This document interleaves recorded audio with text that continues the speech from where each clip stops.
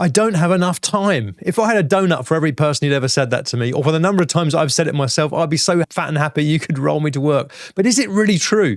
Do we really not have enough time? Or is that just an excuse that we hide behind? Let's discuss.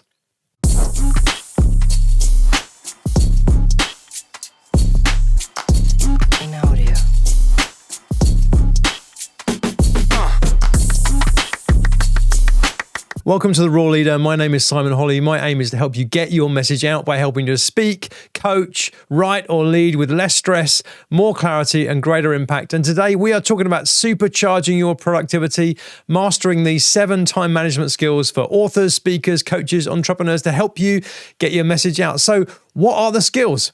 Well, the first one is moving from a fixed mindset to a growth mindset. It's to embrace the belief that your abilities and skills can be developed. You know, when you adopt a growth mindset, it allows you to see challenges as opportunities and grow rather than just get stuck.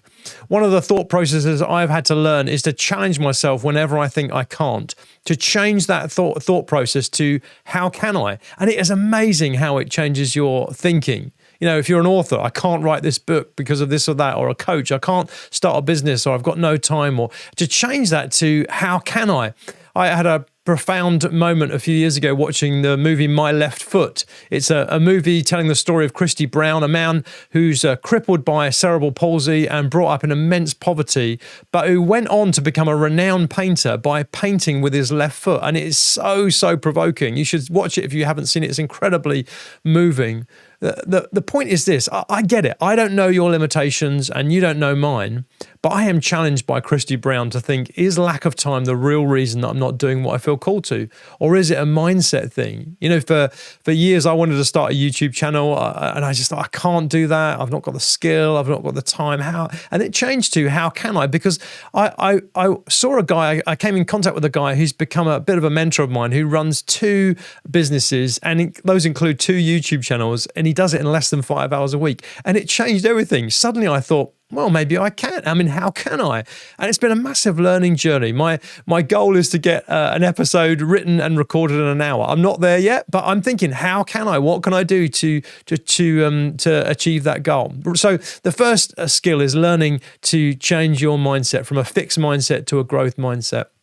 The second skill is to move from perfectionism to Pareto. What do I mean by that? Well, understanding this, perfectionism is unattainable, and it hinders productivity actually, because when it especially comes to creative works, but to be honest, to anything, but things like writing, speaking, producing anything, perfectionism will just kill you. We walked out of a movie recently which had a multi-100 million pound budget. I think it was 200 million, June 2. My whole family loved it. Even my wife, who hates sci-fi, loved it. I was like, it was okay. What's my point? Is it doesn't matter how much time or energy you spend on something, there's always going to be someone who doesn't think it's perfect.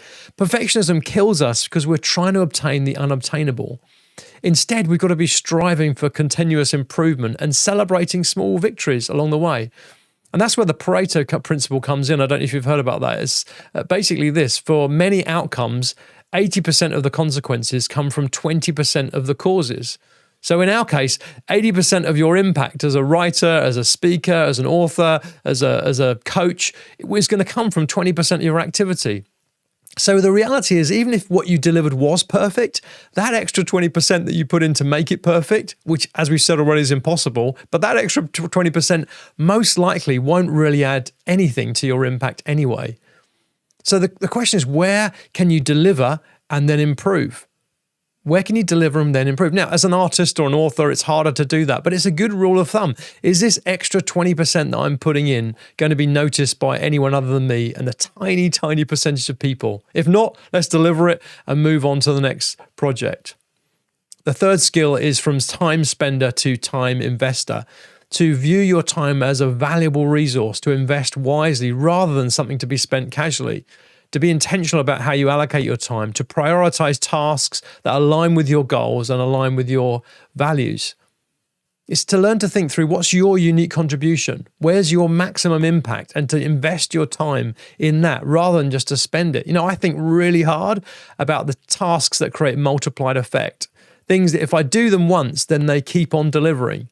If you write a book, that's hard work, but you do it once and that's a resource forever. Same with a training course or a YouTube video or a blog post. Same with training something how to do something. In fact, more so, is there anything that you can do that you could invest time in training someone else that they could then take off you?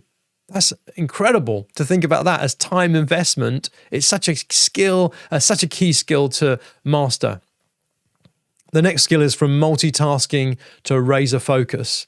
We've recognized, haven't we, that multitasking can reduce efficiency and it leads to basically lower quality work.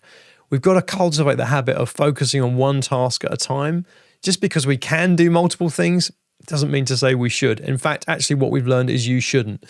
Dedicating your full attention and energy to the present moment is so key. Multitasking, we all know, is in particular a creative killer. Social media is killing us. Now, you can't get rid of it. Very few people can totally come off social media. Some people do. If you can, probably a good idea. But if you can't get rid of it, you've got to master it.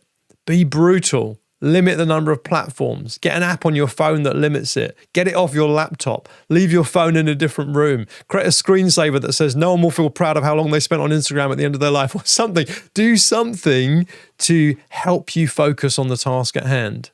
I don't know if you've heard of the Pomodoro technique. It's a brilliant technique if you've never heard of it. Basically, you set a 25-minute timer and then you go hard at whatever you want to do for 25 minutes and then you take a 5-minute break.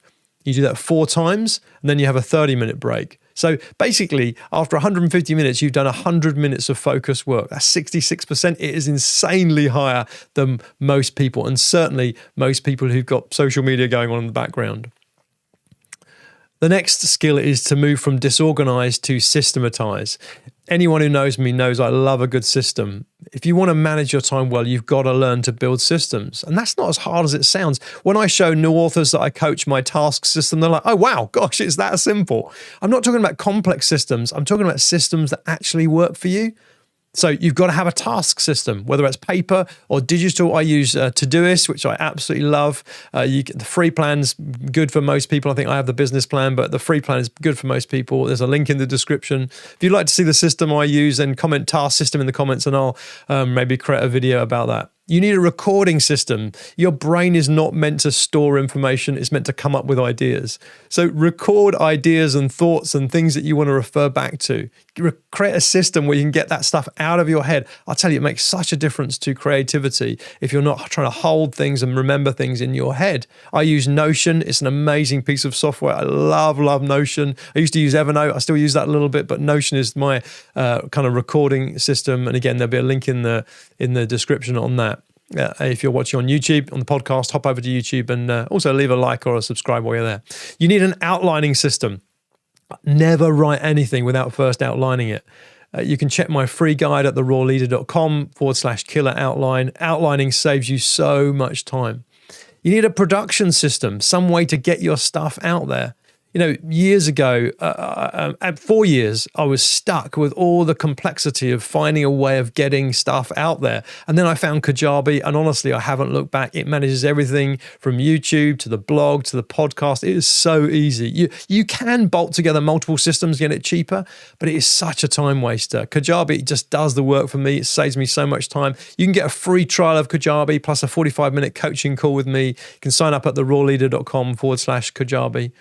And then lastly, you need an outsourcing system.